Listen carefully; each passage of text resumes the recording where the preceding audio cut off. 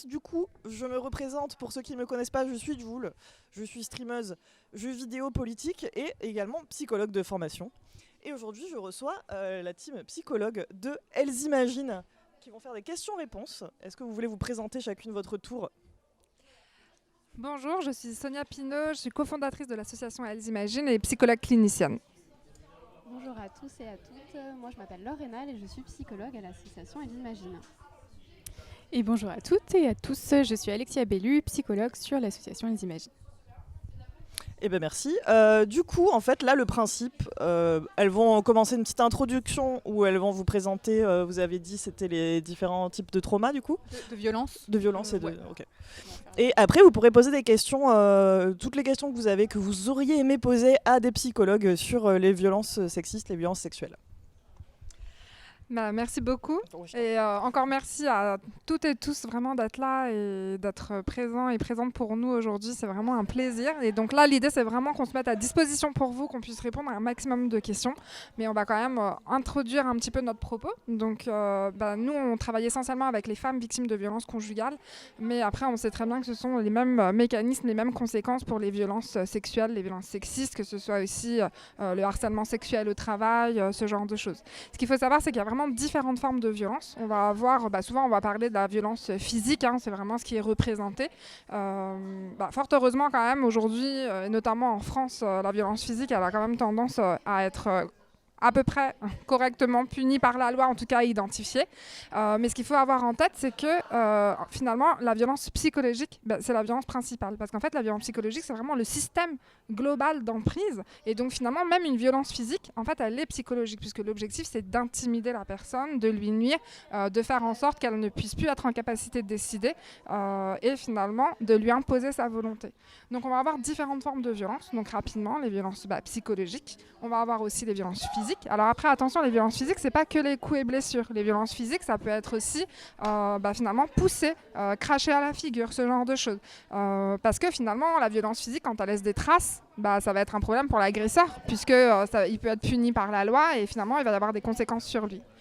On va avoir aussi des violences auxquelles on ne pense pas forcément, comme les violences économiques ou les violences administratives. Les violences administratives, elles sont aussi très très présentes dans notre pays, en France, avec les femmes étrangères qui vont être mariées à des ressortissants français. Parce qu'en plus, la loi vient dire que oui, elle est en France parce qu'elle est mariée à cet homme-là. Et que si finalement elle ne reste pas mariée avec lui, elle est plus légitime à rester sur le territoire. Et donc là, ça c'est une très grosse forme de violence dont on pourra reparler si vous êtes intéressés, qui est très présente. Et c'est une prise en charge pour nous sur l'association qui est très difficile parce que c'est des femmes qui en plus souvent, s'il n'y a pas la légalité d'être sur le territoire français, imaginez travailler, avoir une autonomie financière, c'est vraiment compliqué. Et on va avoir bien entendu les violences sexuelles, je l'ai dit ce matin déjà, en fait en réalité entre 60 et 70% des viols en fait, sont des viols dans le couple, on ne se représente pas, souvent quand on parle du viol on imagine le truc glauque, la nuit dans un parking à l'extérieur, alors qu'en fait en réalité... Ouais. Il n'y a pas de son ? Ah zut. Attends, on parle depuis tout à l'heure dans le vent.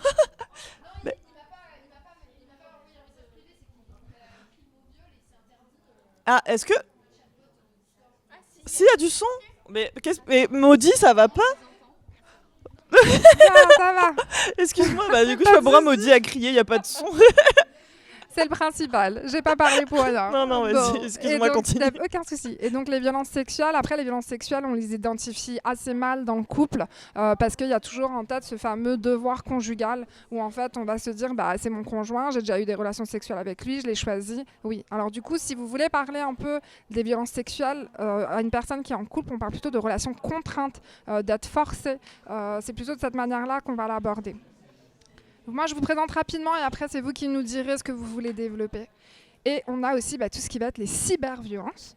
Et donc, les cyberviolences, en fait, ça va être toutes ces formes de violence qui vont être à nouveau présentes, mais à travers le numérique. Par exemple, dans la violence physique, on va avoir la géolocalisation. Je géolocalise ma partenaire, je sais où elle est, je sais ce qu'elle fait, enfin ce genre de choses.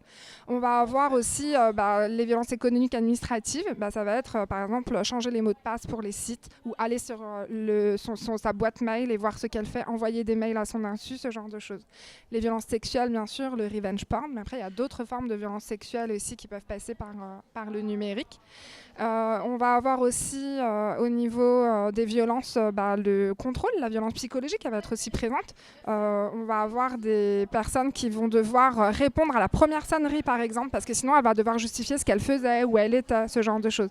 Et donc là on voit que pour le coup, ce numérique qui a des tas d'avantages dans le cadre des violences, ça peut être vraiment aussi quelque chose qui fait perdurer les violences au sein d'une relation. Et après, donc pour faire le lien avec notre thématique, c'est les conséquences des violences. Et en fait, vu que chaque partie de violence économique, administrative, psychologique, physique, en fait, ça va avoir des conséquences. C'est-à-dire qu'il va y avoir des conséquences sur la santé physique, il va y avoir des conséquences sur la santé psychique, il va y avoir des conséquences économiques, sur le logement, sur le maintien de l'emploi ou obtenir un emploi, sur son autonomie financière. Il va y avoir des conséquences administratives, la question des papiers, la question de la légitimité sur le territoire français. Les conséquences des violences sexuelles, on va peut-être le présenter, la question du psychotraumatisme, que vous connaissez peut-être un petit peu. Et effectivement, on va avoir aussi même en fait, des conséquences sur les enfants, parce que on l'a déjà dit, et on pourra en parler aussi, en fait, c'est de vivre dans un climat où papa va peut-être tuer maman. On est bien d'accord que ça a des conséquences très très importantes. Merci, c'était beaucoup. Oui, c'est peut-être un peu dense, dites-nous s'il faut aller moins vite. Non, c'est pas ça, c'est genre c'est lourd dans le sens il y en a des violences quoi. La liste est longue. Du coup, n'hésitez pas dans le chat à poser vos questions. En attendant, moi je vais parler un peu de mon expérience qui a fait qu'on a voulu lancer ça avec Nathalie, c'est que en 2020 en fait, il y a un mec qui me suivait depuis des années qui m'a envoyé des menaces de mort mais genre très explicites, genre il décrivait ce qu'il allait me faire et tout. Et après, il a trouvé mon adresse et il venait sonner chez moi une fois par mois à peu près. Et les flics faisaient absolument rien, genre rien du tout. C'est des potes à moi qui ont trouvé l'adresse du mec, où le trouver, où était son école. Ils ont rien fait pendant 1 an, alors qu'ils avaient tout. Et du coup, moi, j'étais un peu larguée. Heureusement, en fait, on a pu me prêter de l'argent pour que je me paye un avocat, donc ça, j'ai pu le faire. Mais du coup, ce que vous faites, vous, c'est hyper important, que ce soit au niveau de l'aide psychologique, mais aussi au niveau de l'aide juridique, parce qu'il y a plein de femmes qui n'ont pas, comme moi, quelqu'un qui peut les aider et qui, du coup, sont complètement perdues. Bonjour. Je vous arrête, c'est des problèmes techniques. Vous n'êtes pas sur la bonne scène, les enfants. C'est Nata Twitch. C'est bon, merci. Merci. Du coup, comme je disais, c'est très important le travail que vous faites pour ça, parce que moi, par exemple, je savais pas qu'il y avait des assos comme ça qui existent, donc heureusement, j'étais bien entourée, mais je me dis des personnes qui ont, comme tu disais, les personnes qui sont étrangères et qui du coup n'ont pas d'amis dans le pays, sont juste livrées à elles-mêmes. Mais c'est super important ce que tu dis. Et effectivement, pour rappeler un petit peu les missions de l'association, on est autant sur la prise en charge psychologique que la prise en charge juridique. Et donc on travaille avec des juristes. Et d'ailleurs, il y aura une table ronde vraiment sur les limites de la loi par rapport à la prise en charge des violences. Ça sera demain après. Et il y aura une juriste de notre association et l'autre cofondatrice qui répondront vraiment à ces questions.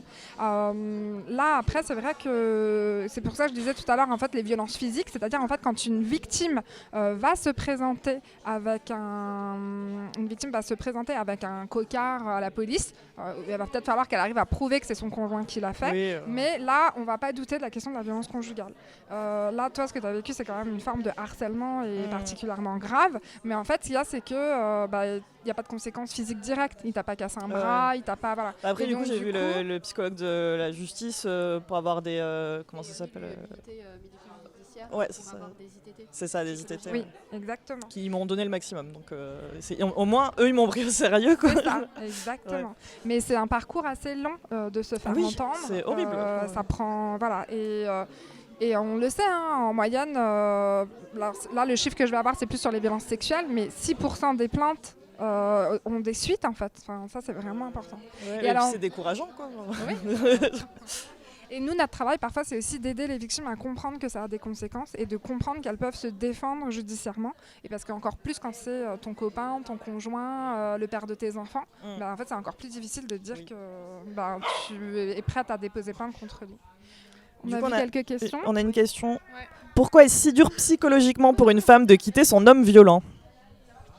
Qui veut répondre ?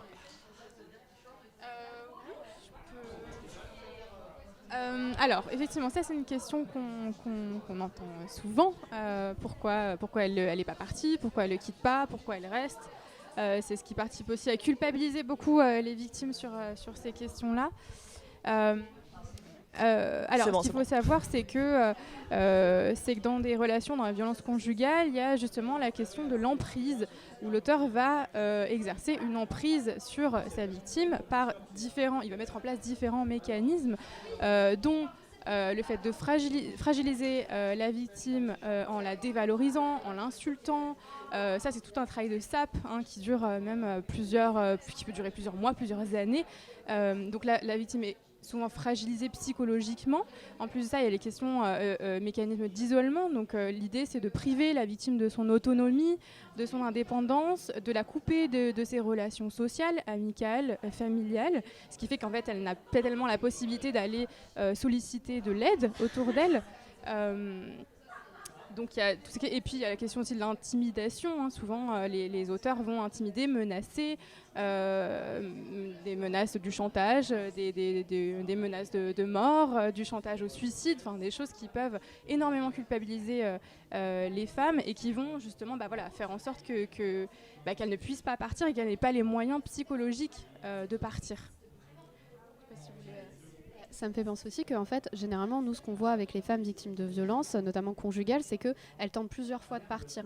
Et donc, généralement aussi, elles se rendent compte en fait, des limites en fait, auxquelles elles se confrontent au moment où elles souhaitent partir. Ça va être les limites, comme on a dit, économiques, mais aussi en fait, des intimidations qui se mettent en œuvre. Et le fait, en fait, pourquoi c'est si important de pouvoir aussi repérer en fait, les associations, les aides qu'on peut avoir, que ce soit juridiques ou même psychologiques, c'est de pouvoir être accompagné dans tout ce processus.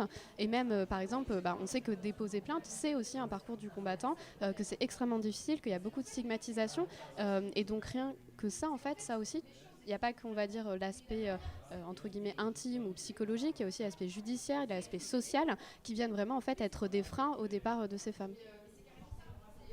Oui, puis comme on disait, c'était 6% que tu as dit des plaintes qui arrivent au bout, donc ça donne pas envie. En fait, tu sais que ça va être un combat. C'est vrai que c'est difficile. Je vais développer peut-être un peu par exemple les conséquences physiques. Donc dans les conséquences physiques, on va avoir tout ce qui va être ce qu'on appelle la traumatologie. Donc les coups, les blessures, les fractures. Il faut savoir que les violences physiques, ça peut être aussi des violences avec les objets. Comme les lacérations, comme les brûlures, c'est des choses qui peuvent être très présentes.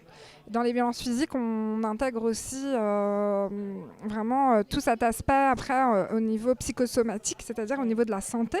Et aujourd'hui, il y a des études qui montrent qu'il y a des scléroses en plaques qui se développent du fait en fait, des violences conjugales.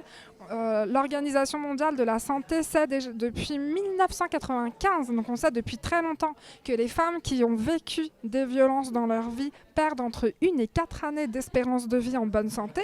Donc c'est un vrai fléau. Il y a d'autres statistiques, par exemple, le Conseil de l'Europe a évoqué que même en Europe encore, ça date de 2010, c'est pas un chiffre très récent, mais en gros, que les femmes entre 16 et 44 ans, donc les femmes jeunes, meurent pour principale cause de mortalité des violences conjugales, là où les hommes vont mourir d'accidents de la route ou du cancer. Donc après 44 ans, les femmes vont aussi mourir plutôt du cancer, mais avant, elles vont mourir dans le lieu où elles sont censées être en sécurité, c'est-à-dire chez elles. Et aujourd'hui, on essaye de faire intégrer aussi la notion qu'on appelle de suicide forcé, parce qu'en fait, le féminicide, c'est une conséquence physique des violences, malheureusement, d'en mourir. Aujourd'hui, on va parler du féminicide, mais on va dire qu'il y a 130 femmes qui meurent par an à peu près en France, mais combien de femmes ont pris des coups de couteau et heureusement ont été sauvées? Combien de femmes ensuite vivent avec des handicaps suite à ces violences qu'elles ont subies? Et la notion de suicide forcé, c'est de considérer en fait que, à un moment donné, la seule solution, c'est d'avoir l'impression finalement d'en mourir pour que tout s'arrête. Et ça, c'est un sentiment malheureusement que beaucoup de femmes vont ressentir et que nous, on met au travail dans nos entretiens. Yes. Oui. J'ai vu qu'il y avait une question. Est-ce que vous participez au relogement des victimes ou vous laissez d'autres associations spécialisées s'en charger? On participe à quoi? Au relogement des victimes. Alors oui, effectivement, nous, encore une fois, là, la cagnotte, elle continue d'augmenter et bravo, c'est génial. Vraiment, j'imagine, ça reste quand même une petite association où on est au plus à temps partiel et on est vraiment sur la prise en charge. Par contre, on est une association qui appartient au 3919, la Fédération nationale Solidarité Femmes, et on travaille avec un réseau de d'autres associations qui, elles, ont des locaux beaucoup plus grands, des centres d'hébergement. Et là, on participe au relogement, mais c'est vrai que ce n'est pas la principale mission d'Elles Imaginent. Mais par contre, la plupart des associations qui interviennent auprès des femmes victimes de violences conjugales ont du relogement. Mais ce qu'il faut savoir, c'est que du coup, ces associations, en fait, elles sont financées pas par une délégation des droits des femmes ou ce genre de choses. En fait, elles sont financées pour le relogement. Et des fois, en fait, on est obligé, auprès des pouvoirs publics, de légitimer que ce relogement, il doit être spécifique aux femmes victimes de violences conjugales. Parce que sinon, des fois, on nous dit pourquoi vous n'acceptez pas d'autres personnes qui ont besoin d'être relogées.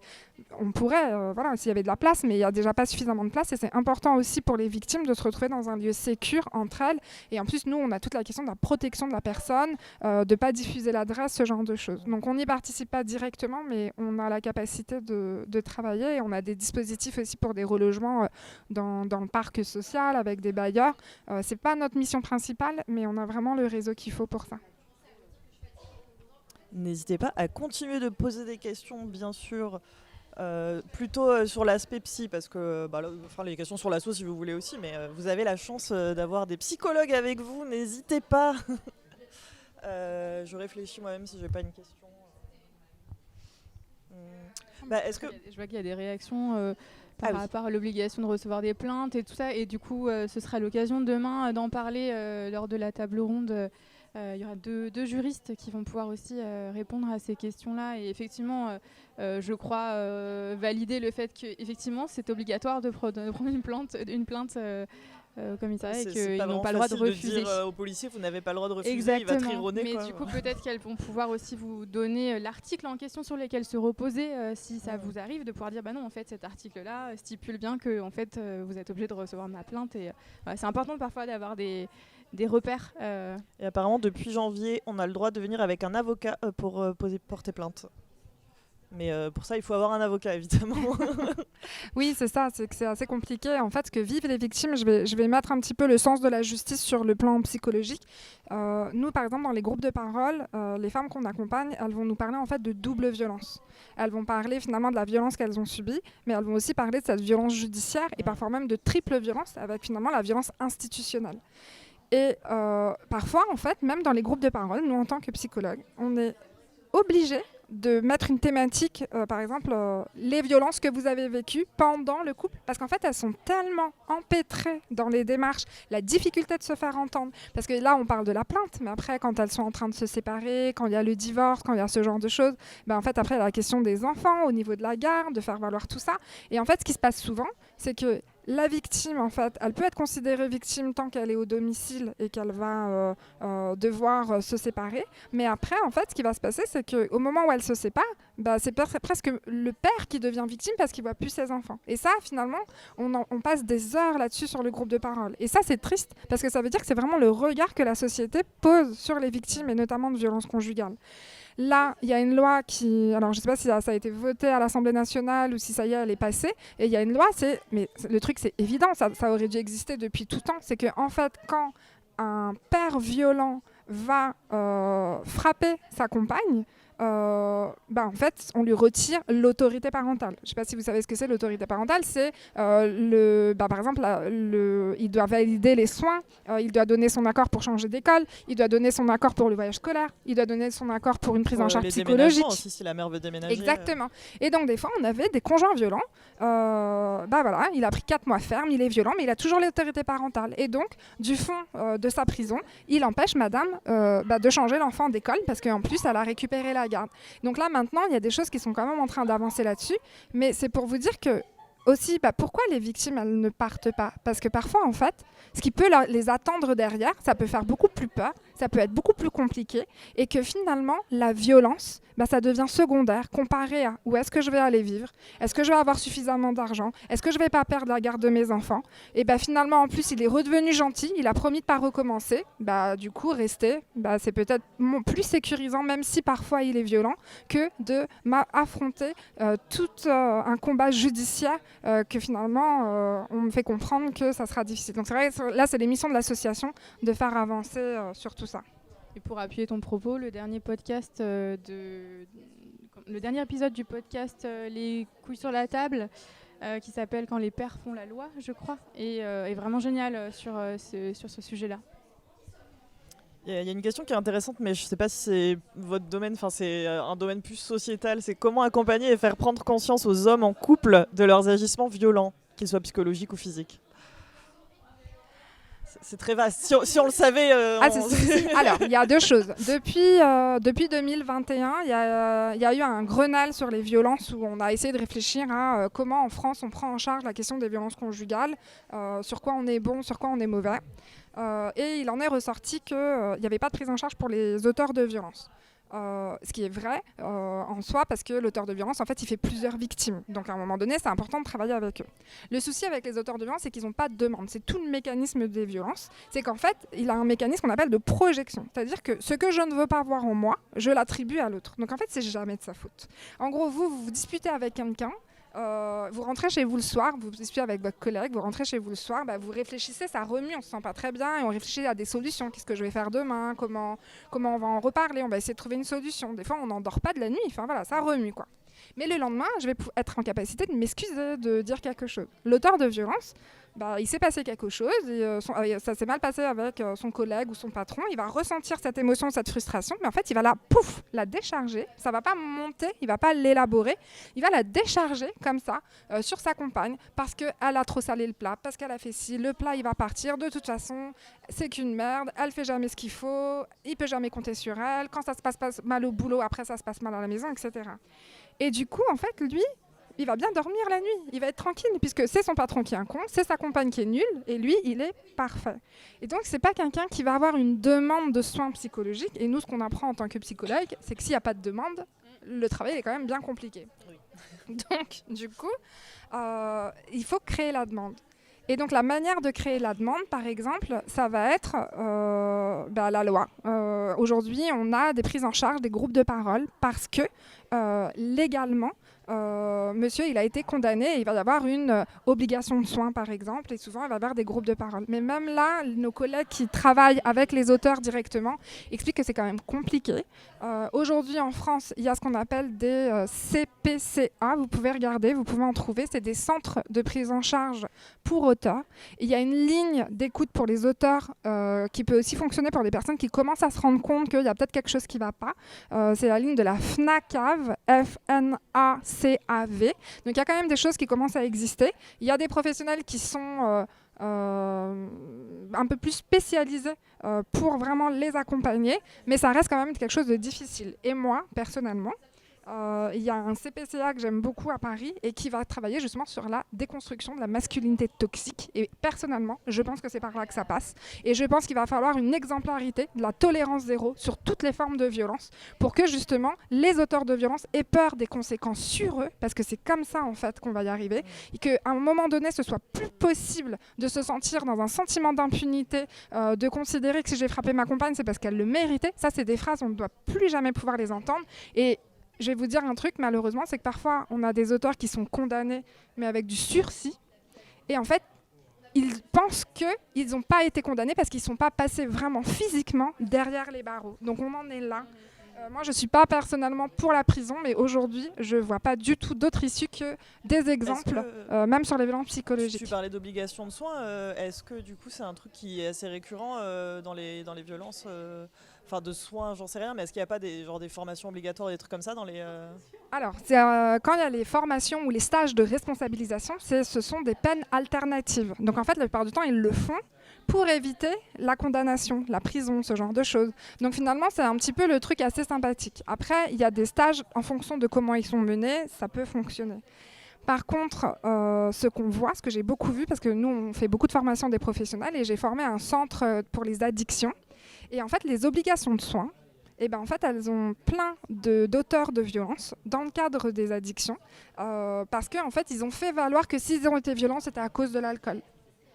Et c'était très intéressant parce que les médecins psychiatres et les psychologues me disaient, mais en fait, leur problème, c'est la violence, c'est pas l'alcool. Et nous, on ne sait pas travailler. Et en fait, ils sont même en train de prendre la place de personnes qui ont vraiment besoin de soins par rapport aux addictions. Et donc, ils sont traités que par rapport aux addictions. Oui, Ouais. exactement. En fait, c'est vraiment, on a cru ce truc que c'est l'alcool. 70% des violences ont eu lieu sans qu'aucun des deux partenaires ne soit alcoolisé. Une question qui est importante, je trouve, pour l'aspect psychologique. J'ai vécu des violences sexuelles étant petite de la part d'un membre de ma famille. J'en ai parlé une fois adulte. Ma famille ne comprend pas. Elle est un peu dans le déni. Non, mais ça se faisait à l'époque où il faudrait quand même que tu t'en remettes. Comment leur faire comprendre réellement ce qu'on vit et ce qu'on a vécu, tout l'impact que ça a eu et que ça a encore sur notre vie. Parce que c'est vrai que si tu dois en plus convaincre ton entourage, c'est encore une peine de plus.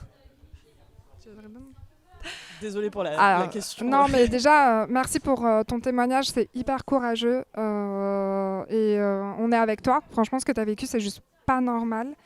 Et c'est important que tu poses cette question parce que nous, ce qu'on voit en tout cas sur le plan psychologique pour les victimes, c'est que, en fait, quand il y a le soutien de la famille, le traumatisme est moins fort. C'est-à-dire que quand en plus, et c'est un peu ce qu'on disait avec la violence institutionnelle, voilà, c'est à un moment donné, il m'arrive quelque chose de grave, il m'arrive quelque chose de particulièrement grave.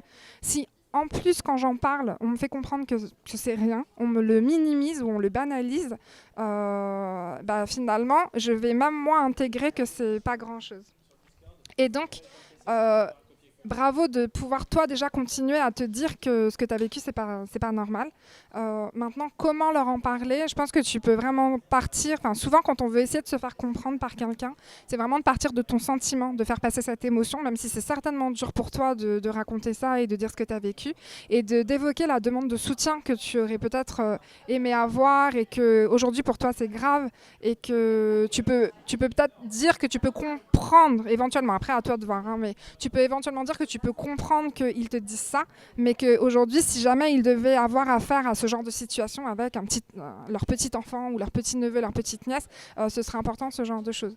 Tu as aussi des livres parfois. Tu peux regarder un petit peu dans tout ce qui est les livres, même de la littérature pour enfants, sur les violences sexistes, les violences sexuelles, la question de l'inceste, ce genre de choses. Ça peut être des outils de leur faire lire un petit livre ou de toi le lire pour pouvoir trouver d'autres mots pour le communiquer. Vous en avez sur votre site des livres suggérés ou pas ? Alors pas sur notre site directement, mais il y a un livre qui est hyper bien fait sur mémoire traumatique et psychotrauma. Et, il a été fait récemment. Et j'étais avec la psychiatre Muriel Salmona qui vraiment travaille beaucoup sur ces questions de violences sexuelles et notamment dans l'enfance et l'inceste. Et elle disait qu'en fait ce livre à la base ils l'ont créé pour les enfants et en fait il est hyper efficace pour les adultes aussi. Et ça rejoint ce que tu disais tout à l'heure de la double violence institutionnelle, familiale parfois. Ouais. Il y a quelqu'un qui demande si en parler avec sa famille, ça peut passer par la médiation d'un psychologue, histoire d'être dans un endroit un peu safe et avec un médiateur. Bien sûr, bien sûr. Si la personne pense qu'elle a plutôt besoin de ça et que c'est plus facile pour elle d'aborder les choses avec un tiers et avec un thérapeute, et par exemple, bien vous, sûr. cette personne pourrait venir vous voir et dire est-ce que je peux venir avec mes parents parce que j'aimerais leur parler de mes violences, est-ce que vous pouvez m'accompagner ? Alors nous directement à l'association, comme on est plus ciblé violence conjugale, c'est pas forcément ce qui peut se passer. Par contre, à l'inverse, nous à l'association, par contre c'est pas avec l'agresseur. La médiation jamais avec l'agresseur. Voilà. Par contre avec voilà. Donc par contre oui, on peut trouver aussi sur internet des listes de psychologues ou de professionnels safe en fait qui peuvent vraiment comprendre ce genre de choses. Après nous par contre à l'association, vous pouvez nous envoyer un mail, c'est accueil@ellesimagine.fr. Vous nous posez toutes les questions que vous avez, même si c'est de l'inceste ou quoi que ce soit, et on prend le temps de chercher les réponses possibles pour essayer de vous trouver les ressources, les personnes, les associations près de chez vous, les associations plus identifiées violences sexistes et sexuelles et inceste, pour vous soutenir. On essaiera toujours de vous soutenir, même si ce n'est pas notre mission principale. Oui, c'est ça. Dans tous les cas, on essaie d'apporter une réponse adaptée. Ça, c'est très compliqué comme question. Y a-t-il des origines psychologiques ou sociales à la violence au sein du couple hétéro ? Et ça me fait juste penser parce que j'ai vu un commentaire qui reprenait un peu sur la discussion qu'on avait, je le trouvais intéressant, Oui, qui vas-y. disait en fait que aussi parfois se distancer en fait de la famille justement et des personnes qui étaient beaucoup dans Ah oui, cette je vois. culpabilisation pouvait vraiment nous être utile. Et je pense que ce qui est important, c'est que de savoir en fait qu'avant vous la victime c'est vous, Oui. que vous avez été victime de violence et du coup parfois presque avoir l'impression qu'on doit prouver de quoi on a été victime, devoir en fait faire l'éducation en fait de ce qui nous est arrivé, c'est en fait nous refaire violence. Et donc là c'est vraiment quand on commence un peu ce parcours du combattant qui est le parcours de victime, c'est aussi en fait écouter ses besoins, écouter de quoi on a besoin, et si parfois en fait c'est le trouver dans prendre un peu ses distances, et bah j'entends qu'il y a aussi beaucoup de culpabilisation, beaucoup de colère en fait par rapport à sa famille, mais aussi beaucoup se centrer sur soi-même, essayer de savoir de quoi on a besoin et du coup bien sûr de pouvoir se faire aider au maximum dans ce genre de moments. Bah après c'est un sujet beaucoup plus vaste, mais c'est vrai que ne pas se sentir obligé de rester avec sa famille quand elle est toxique, au bout d'un moment, on leur doit rien en vrai. Parce que souvent on entend c'est tes parents ils t'ont éduqué, bah oui mais parce que c'est eux qui t'ont donné la vie, donc c'est Complètement. normal en fait. La tu leur dois rien. famille reste une construction sociale. Oui.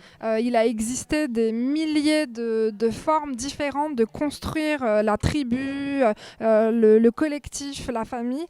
Parce qu'en Occident, on a quand même un peu beaucoup colonisé le monde. C'est devenu un modèle normé. Mais au contraire, ne pas rester dans une famille toxique sous ce poids-là. Votre famille, ça peut être vos amis, Parce que, votre ça se construit communauté, une famille, les personnes qui vous comprennent. Créez vos familles et sortez des champs hétéronormés et ça fera vraiment du bien à tout le monde.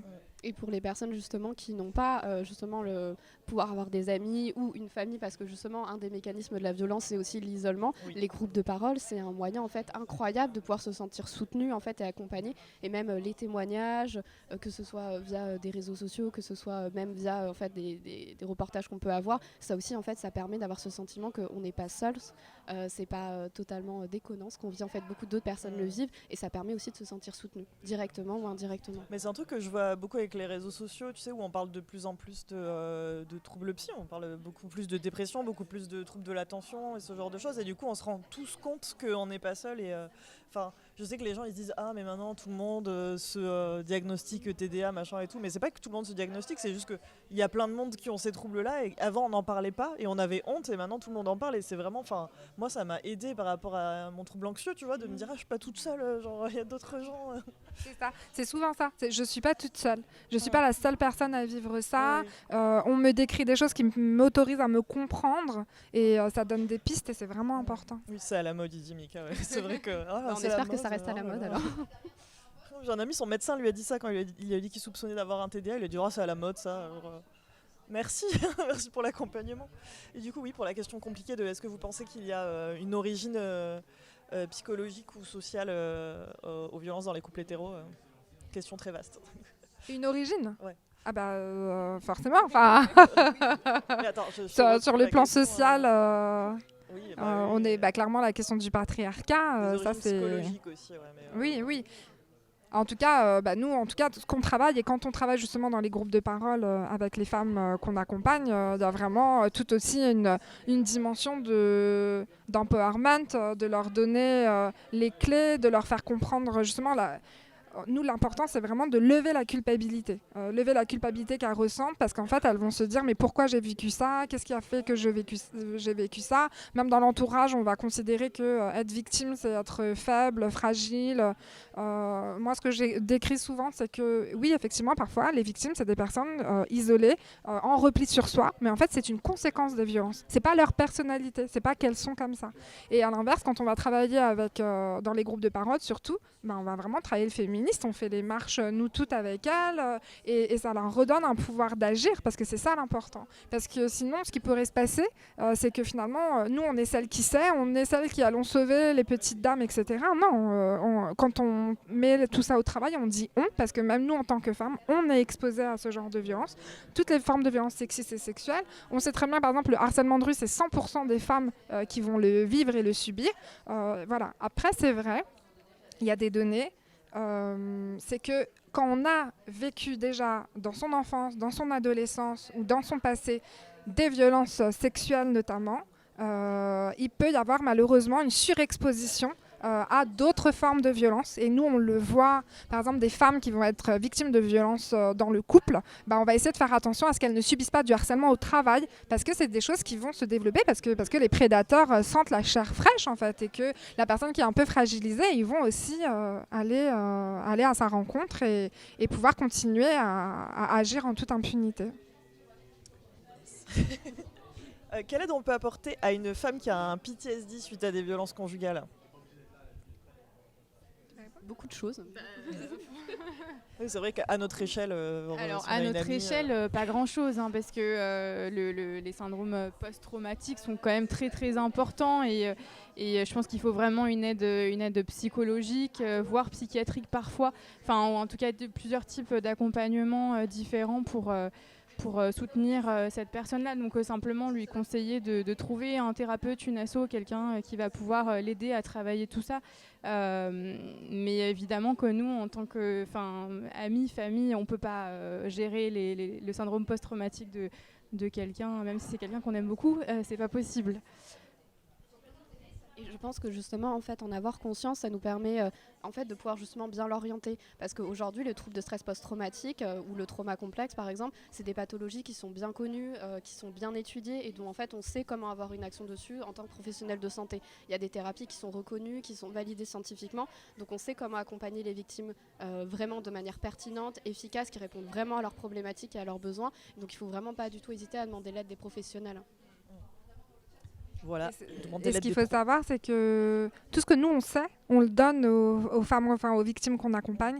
On part vraiment du principe, ça c'est aussi la question du féminisme, c'est que finalement le groupe de parole aussi il sert à ça, c'est-à-dire que tout ce que nous on a appris, tout ce qu'on sait de la culture féministe ou ce qu'on a appris en psychologie, on va leur donner pour qu'elles se comprennent. On fait ce qu'on appelle la psychoéducation et c'est vraiment la meilleure manière d'avancer. Et du coup des fois on a, je sais pas, moi je me souviens d'une dame, elle était un peu âgée, elle avait un peu plus de 70 ans. Déjà elle militait un peu en disant pourquoi je ne devrais pas me séparer de mon mari parce que je suis âgée en fait, est-ce qu'il faut que je finisse vraiment jusqu'à ma mort à rester avec lui.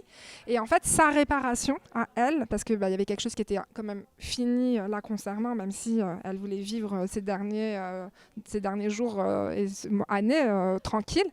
Et en fait, son truc, c'est que dès qu'elle entendait une femme avoir une conversation un peu houleuse au téléphone, qu'elle comprenait que c'était son mari, elle lui donnait la carte de l'association. Et moi, elle venait me voir tous les vendredis en me disant « Je vous orientais une dame, elle vous a appelé ». Et voilà, c'était vraiment sa manière. Donc en fait, la réparation dans le collectif, elle n'est pas que pour soi, elle est aussi à d'autres niveaux. Et c'est vraiment tout ce que vous êtes en train de faire là, en vous soutenant. Enfin, j'essaye de lire en même temps que je parle, mais c'est trop beau, quoi. Vous vous soutenez, vous êtes là les uns, les unes pour les autres. Dans le chat, c'est trop bien. Vous avez tout compris, en fait. Bah oui, du coup, il y avait quelqu'un, pour rebondir, qui demandait qu'est-ce qu'on peut faire quand on est témoin de violences conjugales dans notre entourage ou près de chez nous. Vous voulez répondre ? C'est déjà une question qu'on a un peu abordée ce matin, mais c'est vrai que quand on est témoin, déjà ce qui est bien, c'est de pouvoir aussi en discuter, ce soit avec des professionnels, parce que nous on a fait un site internet où on a pensé justement aussi aux personnes pouvant être témoins et du coup avoir en fait des repères en fait sur ce qui se passe, que ce soit au niveau des violences que la personne subit, au niveau de l'aide qu'on peut apporter, et c'est pas du coup rester isolé par rapport à ces problématiques-là, parce que sinon elles sont extrêmement lourdes à porter seules. Et donc voilà, c'est toujours avoir aussi en tête en fait voilà des repères, des outils. On parlait du violentomètre un peu ce matin, que ce soit aussi par exemple les formations que nous toutes par exemple peuvent faire sur les violences sexistes et sexuelles. Plus en fait on est sensibilisé, plus on a de facilité à pouvoir le voir et aussi à pouvoir en parler. Et le fait aussi qu'il y ait une parole qui soit un peu plus libérée, ça aussi permet en fait de pouvoir que des personnes se sentent autorisées à pouvoir en parler, de pouvoir être ce lieu sûr en tout cas où des personnes puissent dire leur histoire et aussi savoir que voilà, face à cette histoire-là, on n'est pas forcément en fait armé à pouvoir y répondre correctement en tant que non professionnel, et du coup aussi savoir réorienter, donc connaître les structures adéquates. Moi, ce serait plus, tu vois, par exemple, si j'étais témoin de violences de mes voisins, par exemple, je ne saurais pas trop comment aborder ça avec ma voisine, tu vois, genre, comment je l'approche pour lui dire Alors, il y comment ça se passe. par exemple, avec la voisine, il peut y avoir distribué des flyers dans toutes les boîtes aux lettres de l'association qui est pas loin. Il peut y avoir, à un moment du confinement, on avait carrément, nous, créé un affichage pour dire... voisins, voisines, contre les violences conjugales, je ne suis pas loin, et de laisser son numéro par exemple exemple. Après, ça peut être, c'est toujours délicat d'approcher la personne directement, mais ça peut être de commencer à nouer un lien, ce genre de choses. Et par contre, en revanche, parce que souvent, la voisine, elle est peut-être violentée, mais monsieur, lui, il est hyper sympa, il vous porte le pack de lait, etc. C'est d'arrêter ça, par contre. Par contre, de lui faire comprendre que lui, vous voyez clair dans son jeu, et comme ça, il se sentira peut-être moins en impunité de hurler ce genre de choses. Après, vous avez le droit, si vraiment c'est grave, vous appelez la police, et par contre, quand vous contactez la police, vous dites que c'est répété, vous donnez bien les informations que vous avez. Normalement, la police est censée venir vous voir, parce qu'à ce moment-là, vous êtes le requérant, c'est vous qui sollicitez la police, et du coup, ils sont censés venir déjà faire un constat un petit peu, où vous dites c'est répétitif, etc. Peut-être que madame, elle sera pas réceptive, va falloir y aller gentiment, mais là, c'est grave, j'entends continuellement, moi, je m'inquiète pour elle. Pareil, appelez-nous à l'association, on vous conseille, envoyez-nous des mails, on vous conseille s'il y a des situations spécifiques, parce qu'il n'y a pas de réponse toute faite. En revanche, à partir du moment où la personne elle a commencé à vous parler, vous restez disponible. C'est pas ah mais ça y est, j'ai tout fait pour t'aider, tu vas pas voir l'assaut, c'est bon. Non, parce que les ruptures, elles sont évolutives. On dit qu'en moyenne, il y a 7 allers-retours avant de pouvoir quitter définitivement un conjoint violent, puisqu'il y a l'emprise, tout ça. Et donc, même, en fait, on accepte. Même si elle est encore avec lui, on lui dit quand même qu'on s'inquiète pour elle, mais on est là pour elle. La porte, elle sera ouverte, on reste présent. C'est plus une attitude au final que vraiment des techniques. Et aussi, j'ai vu un commentaire passer hyper intéressant qui dit en fait que lui, l'astuce l'astuce qu'elle avait avec ses amis, c'était par exemple qu'il y a un code qui communique quand ils sentent qu'il y a quelque chose qui va se passer. Et en fait, c'est génial parce que ce genre en fait de technique que vous allez mettre en place, elle est directement en lien en fait avec la victime. Et donc ça, c'est génial parce que comme on disait, il n'y a pas de réponse en fait type ou typique. Et en fait, ça sera vraiment de construire quelque chose. Donc soit en vous adressant à des professionnels, donc par mail par exemple avec nous, on essaye de comprendre avec vous et de vous aider au maximum, ou sinon directement si vous pouvez avec la victime de trouver quelque chose qui lui convienne par rapport à la situation qu'elle vit. Parce qu'on a beau être experte entre guillemets dans le domaine, c'est la personne qui est dans la situation, c'est elle qui vit. Donc elle sera toujours plus au courant que nous. Je rebondis juste sur une question ou une remarque.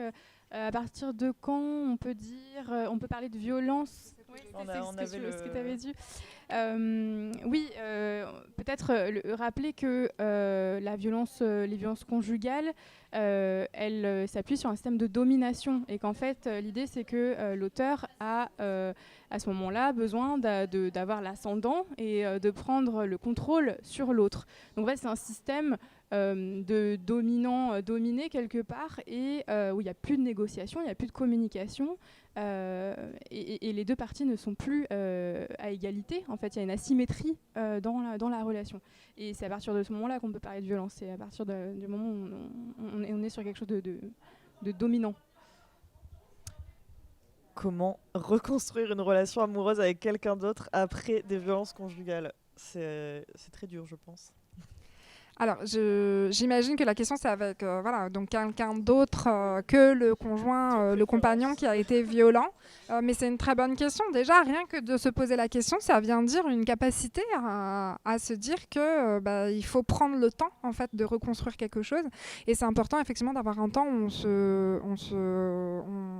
vais y arriver, d'avoir un temps où on se recentre sur soi. Il y a un triangle qu'on appelle le triangle de Karpman. Et en fait, c'est victime, sauveur, bourreau. Et en fait, c'est quelque chose que parfois il va arriver, c'est-à-dire qu'en fait, après une relation violente, on trouve une personne qui va nous soutenir, qui va nous aider, et admettons que cette personne-là, finalement, s'ensuit une relation, mais des fois, on a ça juste avec la voisine. La voisine, elle a elle-même vécu des violences, et elle va me soutenir. Et en fait, elle va se positionner dans une position de sauveur. Et ça, c'est vraiment le truc à pas faire, parce qu'en fait, elle va faire pour moi, elle va faire à ma place, et quand finalement, je ne vais pas faire comme elle voulait, je vais la vivre comme un bourreau à nouveau. Et ça, des fois, les victimes qui ne prennent pas ce temps de comprendre la violence, de la déconstruire, de comprendre ce qui s'est passé, de comprendre les failles dans lesquelles le conjoint violent s'est infiltré, et malheureusement, elle peut se retrouver à répéter de nouveau une situation de violence. Alors peut-être pas la même. Des fois, on va rencontrer des personnes qui ont vécu des violences physiques très graves et le conjoint suivant va être violent plus physiquement parce que ça, l'a intégré, c'est plus possible. Mais en fait, il va être violent psychologiquement sur un mode un peu plus pervers. Du coup, elle va le minimiser. Donc, c'est pour ça que c'est vraiment important de mettre au travail ces questions-là. Et nous, en tant que psy à l'association, on vous rencontre 2-3 fois, on évoque ça et on vous dit, là, il y a besoin de travailler, là, il n'y a pas trop besoin. Et des fois, quelques entretiens permettent juste plus de comprendre ce qu'il en est et de pouvoir ensuite retrouver des relations épanouissantes. Alors moi j'ai un conseil, faites attention quand vous rencontrez quelqu'un, comment il ou elle parle de son ex, ça veut tout dire. Souvent on se dit... ah, son ex, il la supporte pas, c'est bon, c'est cool, je peux me mettre avec. Déjà, parce qu'il ira pas avec. Le mot folle, c'est non. Il ira pas, c'est bon, il n'y a pas de jalousie à avoir, il déteste son ex. Oui, non, mais en fait, il est surtout en train de parler de la mère de ses enfants, peut-être, de la personne qu'il est censé avoir aimée ces 5 dernières années ou ces 3 derniers mois. Et donc, en fait, ça vient dire comment il peut parler de vous plus tard. Oui, red flag, Gaëtan, exactement. Juste, il y a quelqu'un qui dit que... le psychiatre est gratuit si on a une prescription du généraliste, mais je crois pas qu'il y ait besoin d'une prescription pour que le psychiatre soit remboursé. Vous pouvez y aller directement sans passer par un généraliste, parce que ce serait très lourd de devoir expliquer 2 fois le... Il y a aussi les CMP, qui sont des structures extra-hospitalières gratuites. Enfin, c'est l'assurance maladie qui prend en charge. Des psychiatres et des psychologues. Psychiatres, psychologues, assistantes sociales. Malheureusement, pour l'instant, les psychologues ne sont pas remboursés, mais on lutte pour. Et peut-être qu'un jour, on pourra accueillir un maximum de personnes parce que vu comment la cagnotte monte, on va y arriver. Et effectivement, actuellement, c'est les violences conjugales. Mais on a déjà ouvert une permanence pour les étudiantes sur la question vraiment des violences sexistes et sexuelles, étudiantes et étudiants, qui peuvent vraiment venir nous parler de toute forme de violence sexiste ou sexuelle qu'ils et elles ont pu vivre. Oui, mais ils disent les CMP sont saturés. Ouais. Ah bah oui, non, mais ça, c'est une réalité aussi. Justement, c'est le problème parce que les psychologues sont pas remboursés justement. Enfin, il y a 10 séances par an maintenant. Merci le gouvernement, vraiment ça. Ouais, c'est ça. Après, ça a changé ma vie. Ça vaut le coup de se tourner vers des psychologues en libéral et de voir un peu avec eux. Et certains peuvent aussi s'adapter aux moyens de leurs patients. Ça vaut le coup d'en parler. Alors attendez, j'avais vu une question, je l'ai perdue. Comment peut-on prouver une violence ? Ça c'est compliqué. De quoi ? Comment peut-on prouver une violence ? Ah oui, il y a plein de possibilités. Donc déjà, c'est pour ça que je vous ai donné les différentes formes de violence, c'est très important. Et du coup, j'ai parlé des violences psychologiques, mais j'ai pas parlé des violences verbales. Et nous, par exemple, on différencie les violences psychologiques des violences verbales, parce que la violence psychologique, en fait, elle est moins manifeste, elle est plus diffuse. Ça peut être une attitude, un regard, ça va s'inscrire dans un contexte. La violence verbale, pour le coup, il va y avoir des textos, il va y avoir les cris, les vociférations que les voisins vont peut-être entendre. Il va y avoir les vocaux, les messages vocaux, les mails, enfin voilà. Donc ça, on peut quand même constituer ce qu'on appelle un faisceau de preuves. Après, dans tout ce qui va être les violences physiques, nous, par exemple, on invite les personnes parce que souvent, quand une victime subit des violences physiques, elle ne va pas avoir tendance à directement aller déposer plainte. Mais par contre, ce que vous pouvez toujours conseiller, c'est de au moins aller faire un certificat médical. Au pire, c'est vous qui gardez le certificat, mais le jour où elle en a besoin, parce qu'on peut avoir jusqu'à 6 ans pour déposer une plainte, le jour où elle en a besoin, en fait, elle peut aller déposer plainte avec ce certificat médical, et c'est plutôt un laissez-passer pour prouver les violences. Les photos, voilà. Sur tout ce qui est psychologique et verbal, c'est quand même difficile de déposer plainte. Nous, souvent, on travaille avec les juristes à l'association, mais vous avez aussi, et il y en a partout en France, des centres d'information des droits des femmes et des familles. C'est des juristes spécialisés, gratuites. Vous mettez ça sur Internet et vous trouvez dans la mairie de votre ville le jour et la permanence où vous pouvez les rencontrer. Et elles vont vous aider à constituer ce faisceau de preuves. Des fois, ce qu'on fait aussi, c'est qu'en fait, on constitue le faisceau de preuves et on porte plainte directement au procureur. On ne passe pas par le commissariat parce que ça peut prendre du temps et que souvent, quand c'est psychologique, il vaut mieux avoir déjà un dossier. Après, il y a la question des attestations. Vous-même, si vous soutenez la personne, vous pouvez faire une attestation en disant ma copine m'a raconté à plusieurs reprises, j'ai vu ça. Mais même si vous n'avez pas vu, ne serait-ce que de raconter ce qu'elle vous dit et que le fait de montrer qu'elle ne vous l'a pas dit une fois, mais que c'est répété, que c'est récurrent, ces attestations sont aussi des preuves qu'on intègre dans le faisceau. Après, il va y avoir sûrement des choses que j'oublie. Aujourd'hui, les enregistrements, ça devient un petit peu plus présent. C'est pas toujours légal, mais on peut commencer quand même, en tout cas, ne serait-ce qu'au commissariat, à prouver un petit peu. Mais l'enregistrement aussi, on peut aussi le rendre, avec un huissier, on peut le rendre légal avec une retranscription. Oui, moi c'était le conseil de mon avocat à l'époque où le mec venait sonner chez moi. Il me disait la prochaine fois qu'il vient, vous filmez, comme ça il y a une preuve. Enfin, les flics pourront pas dire que je raconte n'importe quoi. Exactement. En fait, c'est parce qu'on est passé au 15 000. Partout. Ça y est. C'est les 15 000. C'est la Mais folie. bravo, c'est pour ça que Nathalie fait la fête. Vous voulez des petits cotillons festifs?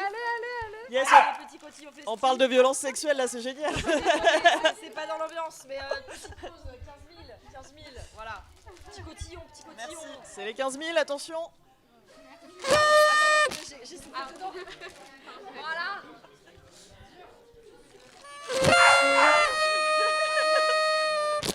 Merci. Vous êtes les mais meilleurs. c'est trop Vous êtes bien. des Le million, amours. ouais, on est Merci. presque au million. Presque. C'est génial. C'est génial. Cereza, au secours le chien. Je voulais juste soulever ce qu'a dit Apostrophia Inc., qui est une personne merveilleuse qui a subi des violences sexuelles horribles. Bisous à toi. Et qui dit oui, pour les Parisiennes et les Lyonnaises, les cabinets Ipso peuvent permettre d'avoir 10 séances de psy prises en charge par eux avec le dispositif médecin traitant renforcé. Super. Et Ipso, c'est des sucres. C'est vraiment, je vais que chez eux parce que en fait, ils sont tous formés. C'est des médecins généralistes mais qui font aussi un peu de psy et un peu de gynéco.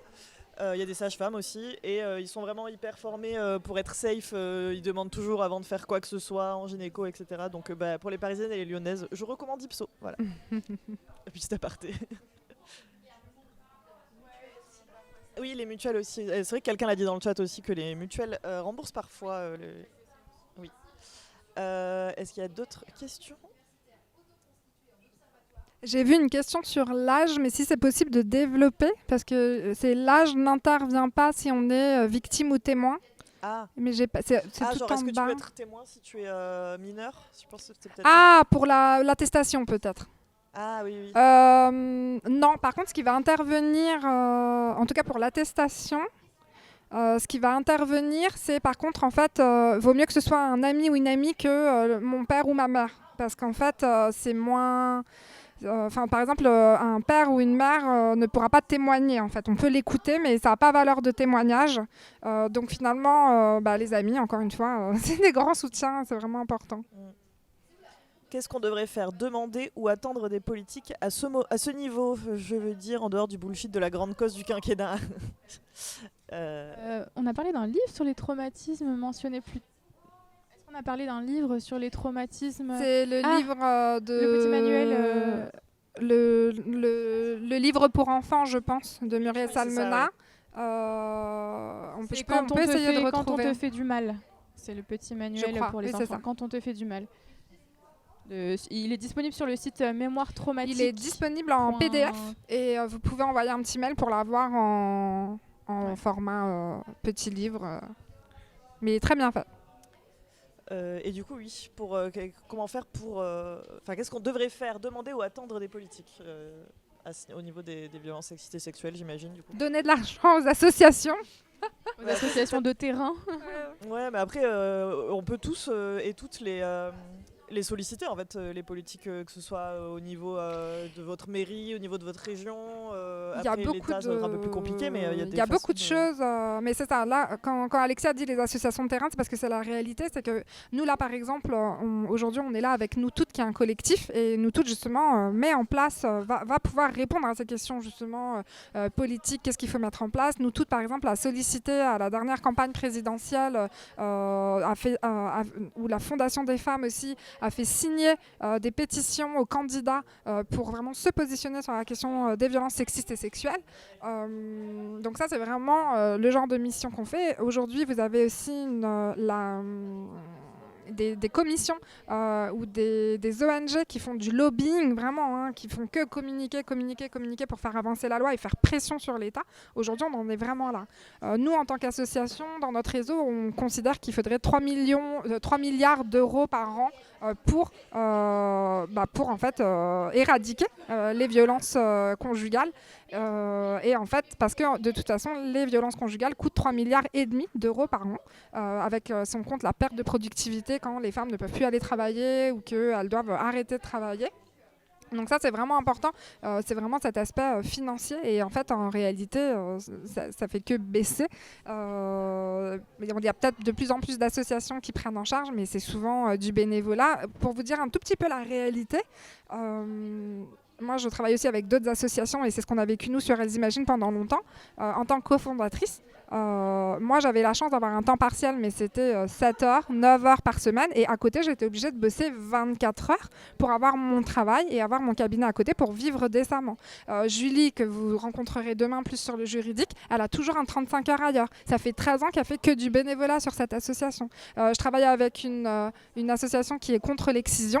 Les deux présidentes et vice-présidentes qui sont juste magnifiques, elles ont des 35 heures en entreprise qui n'ont rien à voir et c'est que du temps qu'elles donnent. Et donc en fait, c'est vraiment cette réalité-là, les associations. Et aujourd'hui, c'est juste pas normal que nous, on doive se battre pour faire vivre, que nous, on doive survivre pour aider des personnes à vivre et à survivre en réalité. Oui, c'est ce que elle ou il disait, désolé, je ne sais pas ton genre, mais que du coup, en fait, c'est dommage de donner des missions aussi vitales à des associations et pas à l'État en lui-même, et que c'est toujours à nous, en fait, les femmes, de gérer nous-mêmes nos violences. Et de pallier les oui. manquements En de plus, l'État. oui, c'est ça, il n'y a pas d'argent et il n'y a rien. Enfin, je veux dire, le ministère des. Enfin, je ne sais plus comment il s'appelle, le ministère de l'égalité homme-femme, ou je ne sais plus, oui, bah. Qu'est-ce qu'il fait vraiment? Parce que j'imagine qu'ils font des trucs, hein, mais on les voit pas en fait. Juste, je ne sais pas ce qu'ils font. Par exemple, le ministère, quand il y a eu un ministère en 2017 sur l'égalité femmes-hommes, il y avait un ministère, mais il n'y avait pas de budget avec. Ah oui. Elle nous expliquait qu'en fait, il fallait qu'elle aille chercher en transversal le budget dans les autres domaines. Donc, par exemple, il fallait prendre dans la santé. Ce genre de choses. Il n'y avait pas de budget dédié directement à l'égalité femmes-hommes. Oui. Oui, Fitoun qui dit, je voulais rebondir sur la phrase, la manière dont il parle de son ex, s'il dit qu'elle est folle, c'est un red flag. C'est ce que dirait une victime de violence aussi, comment faire la différence. Mais je pense pas qu'une victime de violence dirait il était fou ou elle était folle en fait. Enfin, tu dis plus j'ai été victime de violence, tu dis pas, enfin je sais pas ce que vous en pensez, mais j'ai jamais entendu quelqu'un victime de violence dire mon ex était fou en fait. Ah oui, non, oui, effectivement, elles vont avoir tendance à... Soit elles vont vraiment raconter les violences qu'elles ont subies directement, soit elles vont être plutôt discrètes là-dessus en ayant peur de donner des pistes. Et une fois qu'elles vont se sentir... non, la plupart du temps, c'est pas il était fou. Oui, et puis même en fait, ce qu'on voit beaucoup, ce qu'on déconstruit aussi durant les entretiens avec les victimes, c'est généralement qu'elles veulent pas décrédibiliser du tout. En fait, généralement, quand par exemple il y a des enfants, en fait, elles veulent pas du tout décrédibiliser le parent. Du coup, en fait, généralement, c'est plutôt, ils vont pas qualifier de violence du tout ce qu'il va faire. Ils vont pas dire que papa est méchant. C'est pas du tout ce genre de choses qu'on entend. Donc c'est très très rare en fait, généralement, que les victimes portent ce genre en fait de mots, surtout en fait fou ou folle. C'est très rare qu'on l'entende de la part des victimes.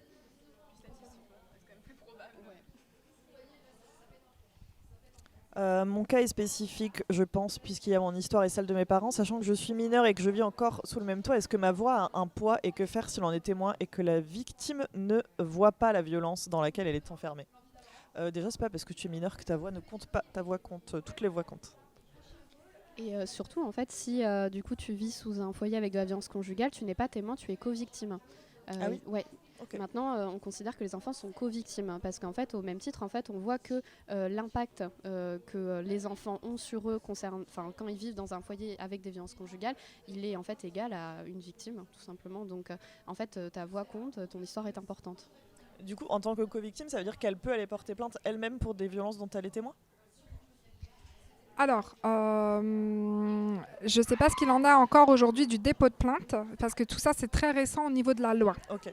Au niveau de la loi, c'est que depuis 2018 qu'on considère que la présence d'enfants au moment des faits de violence sur la compagne est une circonstance aggravante. Voilà. Donc, on avance vraiment très doucement.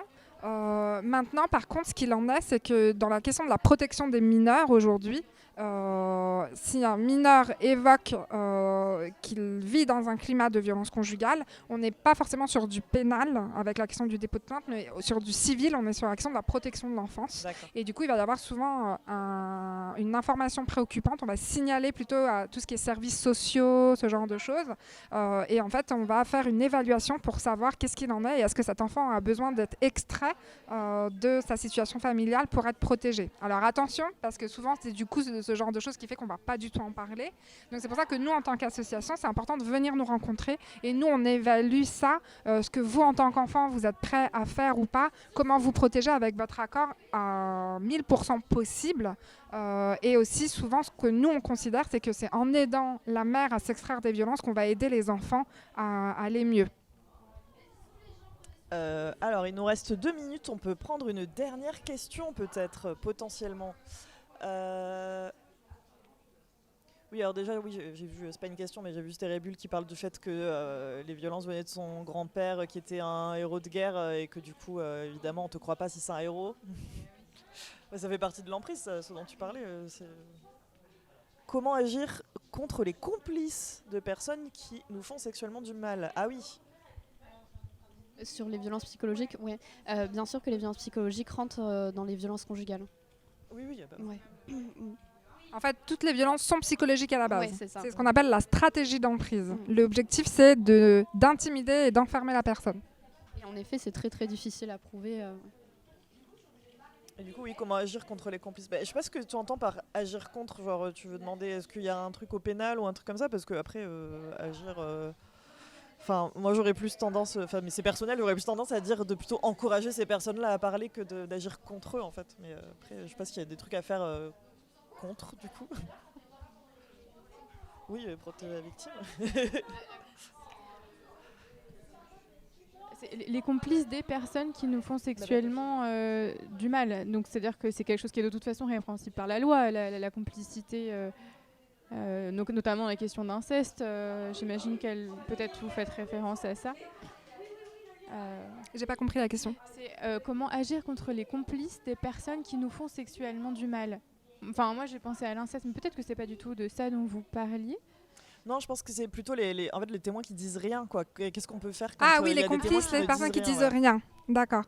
En fait, alors, je sais pas si on a... Enfin, si, mais il peut... Enfin, en tout cas, la loi va considérer... Alors, c'est plus, par exemple, les parents. Effectivement, par exemple, dans l'inceste, un père incestueux, la mère peut être considérée comme complice si elle n'a rien dit. Après, voilà, est-ce qu'elle était dans le déni? Est-ce que c'est volontaire? Enfin bon, il y a tout ça qui va être présent. Donc oui, il y a aussi des possibilités des fois d'agir. Et après, c'est un petit peu ce que je disais tout à l'heure, c'est qu'effectivement, en tout cas en termes de souffrance, de ne même pas être soutenu par quelqu'un, ça accentue le trauma. Non, mais là, oui, d'après ce que dit Stérébule, c'est vraiment de la complicité là, pour le coup. Et c'est vraiment absolument désolée terrible, que tu aies eu ça à vivre. Ouais, c'est absolument terrible ce que tu racontes. Et bravo, merci d'en parler parce que ça doit être très dur et c'est très fort. Ouais. Je suis vraiment désolée. On a eu un petit coup de pression pour laisser pour laisser le bureau à la prochaine animation. Merci pour vos questions et vos réactions. En tout cas, on les a toutes lues. Merci beaucoup. Merci beaucoup et bravo aux gens qui ont témoigné parce que c'est pas facile et c'est toujours important et ça fait toujours du bien parce qu'il y a d'autres personnes qui vivent ces choses-là et qui se sentent moins seules. Et rapprochez-vous d'assauts qui pourront vous soutenir et vous aider et vous accompagner là-dedans parce que on peut pas rester seul avec tout ça. Voilà. Et j'ai vu aussi plus de streams là-dessus. On va y réfléchir. On aime beaucoup ce format. On a adoré discuter avec vous. On se sent très à l'aise. Et donc, continuez de donner, bien sûr. Et merci à vous, merci beaucoup à toi. d'avoir été là pour en parler. Et 15 445